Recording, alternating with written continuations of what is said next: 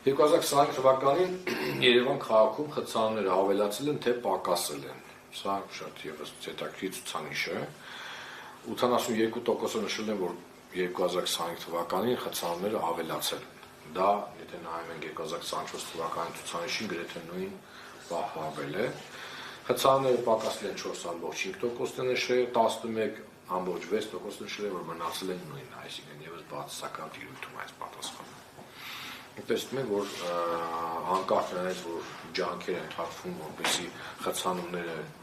նվազեն, մանավանդ կենտրոնական համայնքներում, բայց մենք տեսնում ենք, որ այդ խնդիրը դեռ պահպանվում է։ Երևան քաղաքի հասարակական տրանսպորտի ավտոբուսների գնահատականը՝ մեկը շատ լավ, 5-ը շատ լավ, այստեղ ներկայացված է միջին գնահատականը եւ եւս 2 տարվա կտրվածքով վերված տվյալները, մենք ունենք մի քանի չափանիշ, օրինակ միայն կանգառներում կայանելը 4.4 բալ է ստացել 5 բալից, հա, այս ցուցանիշը, ինչը լավ է կարծում։ Տեխնիկական վիճակ 3.9 բալ, գրեթե 4 բալ, էլի կարելի է լավ գնահատել։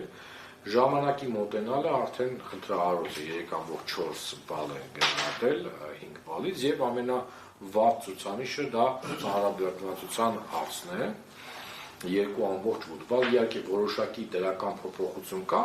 2024 թվականի հետ կապված, բայց երկու գնահատականի եւ 2024-2025-ին բացասական տիրույթ ունեցին 2.8 եւ 2.8 բալ, այսինքն այս չափանիշի վրա, այս խնդրի վրա պետք է ուշադրություն դարձնեն